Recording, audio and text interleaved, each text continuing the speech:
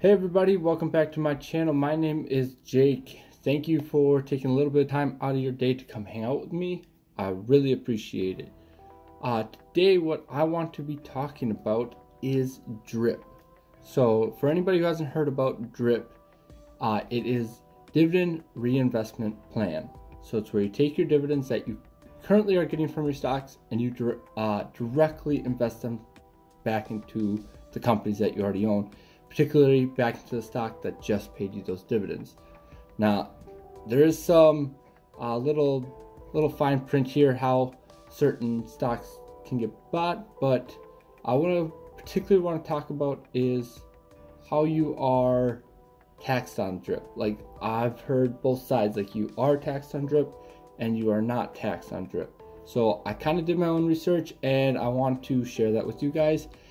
And I just want to go over what I have found in my own little research. So with that being said, I would say I know I need to shave, but besides that, I'll get right into it and we'll go over exactly what this is.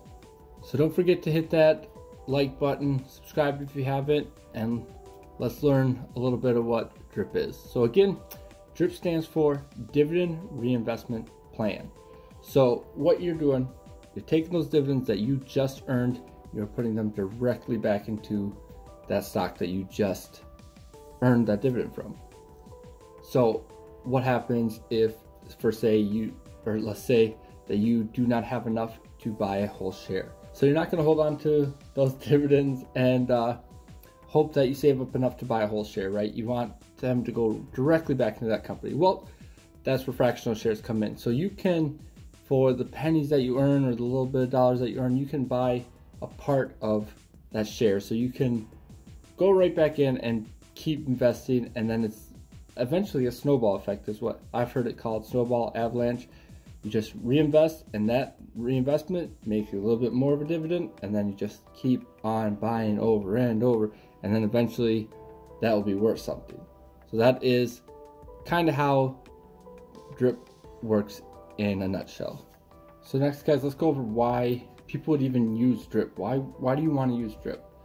So essentially, it's more for automation. Like for me personally, I was thinking I would want that money to reinvest in companies that I don't have or want in the future or want more of in that particular moment.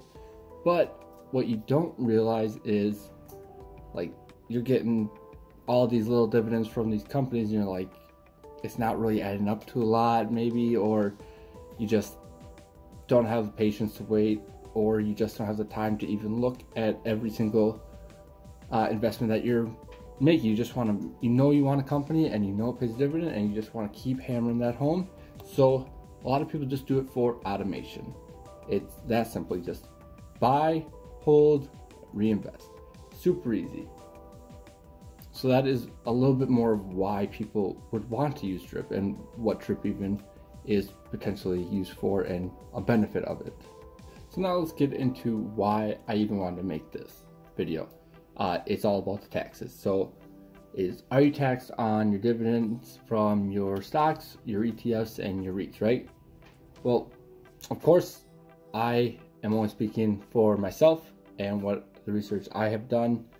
And I would always say, if you have questions, always contact the actual financial advisor or CPA or whatnot, just so you know. But what I have found in my research is, so REITs in particular, if they are what is called a qualified dividend, you are taxed as, if they're a qualified dividend, you're taxed at a capital gains tax. So you're just taxed at your marginal tax rate. So what you are taxed for any other income that you make. So if you have a regular W-2 job, what is your tax bracket? That is what you will be taxed on your dividends. And of course, there is a scale that goes along with that. If you want to pay attention to that, go look that up as well. But as it comes to other dividends, if they're qualified or whatnot, but you just want to make sure that you understand that just because you are reinvesting that money right back into that same stock, that still counts as income. That counts as regular income to you, unless it is in a tax advantage account, right? So a tax advantage account is things like a Roth IRA or a 401k. So 401k is obviously pre-tax money, so taxes haven't been taken out of it, and you usually invest with that through an employer. And it has a cap along with the Roth IRA.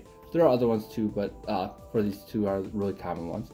But the 401k, pre-tax money, put that money in there, you pay taxes once it comes out. But any money made in that is not taxed. So all the profit that you make off that isn't taxed. You get taxed on what you pull out, essentially. A Roth IRA, essentially the same exact thing, except for it is money that has already been taxed. So that is a really good advantage of that. I believe you can only add $6,000 to a Roth IRA, so it's a little bit less than, significantly less, I guess, than what you can add to a 401k. I believe that's $20,000 a year. So both have their tax benefits as of themselves, like you can write that money off. But what I like about a Roth IRA in particular is that money's already has tax taken out.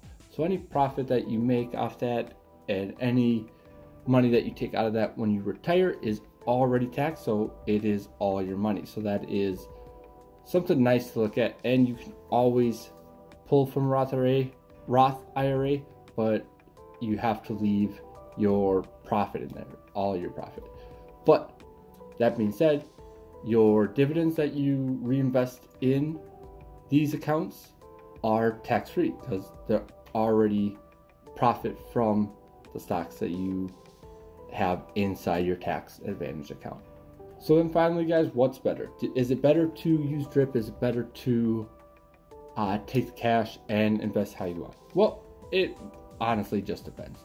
Are you the type of person who wants that control? Because that's the type of person I am. I want to, if I have an extra couple bucks here, I'm going to put it into this stock this month because the stock is down, or this is a stock I really want to buy more. I don't want my money just getting put back in to that same stock. And I'm a little bit anal with how I handled my stocks, so I don't like to see that fractional number. It just bugs me for some reason. That's a really stupid thing, but I'm trying to get over that as well. But that being said, it all depends on what you want. Do you want automation? Do you want it to do you just want to lay back and let that money work for itself, or do you want that little bit of control that you can take from that dividend that you earned?